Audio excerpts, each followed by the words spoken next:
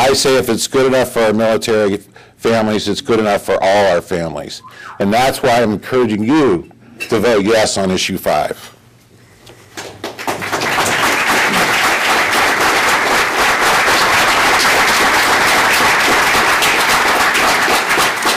Thank you, Mr. Faith. Mr. Innis, you now have 10 minutes. Thank you. Thank you, Eric, and good afternoon, and thank you to Jim Foster and to the City Club of Cleveland for inviting me here today to discuss a critical issue. And I have to admit that I thought we were here to discuss a critical issue of concern during the time that our country is in the midst of a financial crisis, not to make personal, scurrilous, and untrue attacks against one another. Let me start off by saying, forgive me in advance, you probably hear I'm a little hoarse. I have come all the way from CORE's Western Regional Office in Nevada. In contrary, actually, to what Bill said, I actually live in Las Vegas, Nevada, and in the state of Nevada that actually does have payday lending, and I actually do see the results of consumers having choice. That's just one of many facts that, that Bill got wrong here today. Let me say it's a pleasure to be here with you, although I wasn't impressed by the embrace of the weather that I got the change of weather. It was about a 50-degree drop from my headquarters in Nevada. But let me take this moment to not only thank the City Club of Cleveland, but also allow me a point of personal privilege to thank a living civil rights institution for coming out here to join us here today. In the audience, no, not myself, I'm not a legend, but in the audience there is a living civil rights legend, the head of the SCLC of Cleveland, former board member of the NAACP, former board member of the Congress of Racial Equality, the Reverend E.T. Cavanis is here today. God bless you for coming. Thank you for joining us. And thank you so much for bringing a fine representation of the ministerial leadership of Cleveland to this gathering today to hear this issue. More importantly, I'm so thankful that you have welcomed CORE into your arms to discuss this critical issue, and that you are open to listening and having a real dialogue about the question of having financial choices for our community, and that you are currently reconsidering a position that you took earlier because you have been misinformed by the misinformation from individuals and elements like Mr. Faith. So thank you very much, Reverend Cavanis. Thank you all very much for coming and joining us here today. Let me say, Reverend Cavanis, without you, I mean, we're here on the brink of a historic time in our country and on the brink of possibly a historic presidential election. But certainly if it's not for you, if not for your generation of brave Black Americans and white Americans and others, there would be no Barack Obama. So thank you again for coming today. The Congress of Racial Equality is here today to discuss this critical issue of issue 5, and is promoting the issue of saying no on issue 5. But this is not anything new to the Congress of Racial Equality. At the end of 2004, the Congress of Racial Equality initiated our Financial Literacy, Choice, and Awareness campaign. The campaign was a domestic offshoot of our efforts with the United Nations Economic and Social Council to promote the internationally celebrated microcredit phenomenon, also known as short-term credit internationally. The focus of this nationwide campaign has been to explore models of short-term credit access available to our constituents, also to support and to preserve short-term credit options for working-class Americans.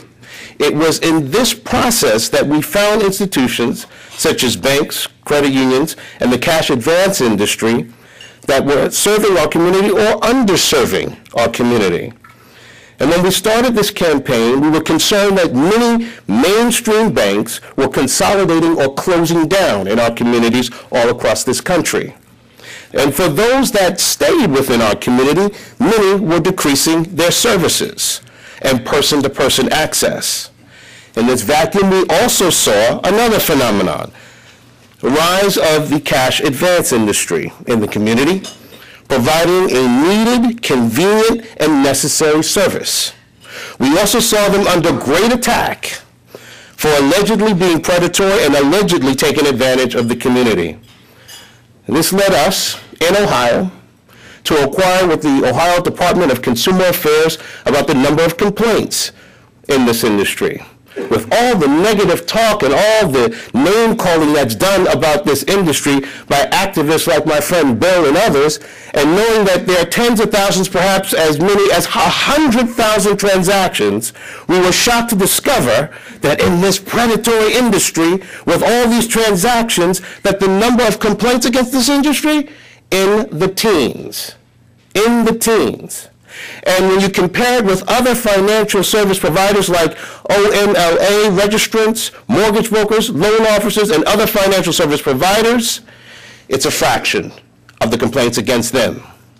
Now, I must say I'm a little bit skeptical. All the years that my organization, 65 plus, that 15 years plus, in the civil rights movement, I'm always a little bit skeptical when crusading members of the media or elite activists that don't share the pigmentation nor the zip code of the people they are alleging to save start talking about these people being taken advantage of.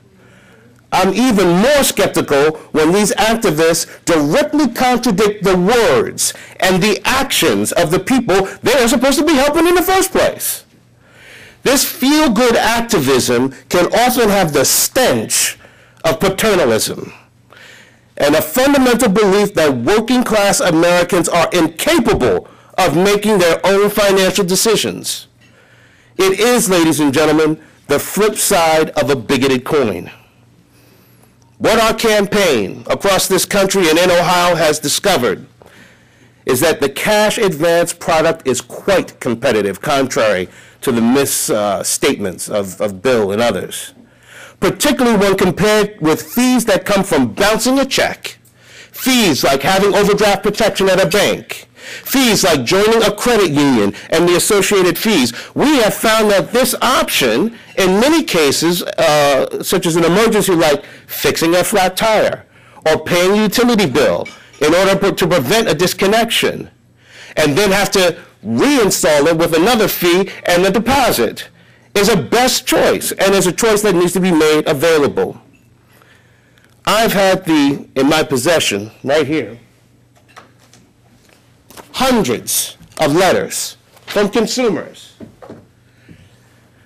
that talk about emergency situations where a cash advance for medicine or for fixing a flat tire or for other aforementioned emergencies was critical to solving a problem that they had at the moment. And through this and other exercises that we found that having the option, and that's the operative word, option, choice of cash advance was better than not. I have found that and discovered that some 90% of customers pay back their loan on time and their fee. Moreover, we've been greatly impressed to the degree to which good actors within the industry have joined and are part of a self-regulating body called CFSA. That stands for the Community Financial Services Association. This association has a list of best practices, or what we call the Customer Bill of Rights, that further protects consumers.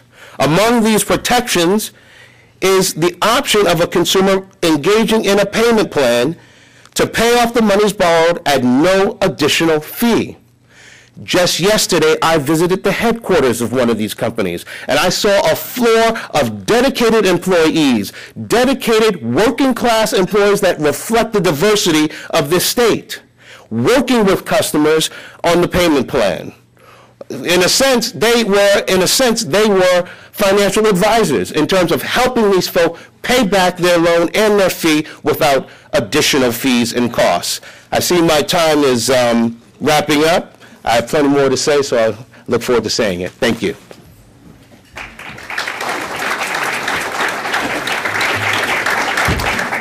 It's now time for the rebuttal portion, and they have the chance to use the remainder of their time, and Mr. Faith has 4 minutes.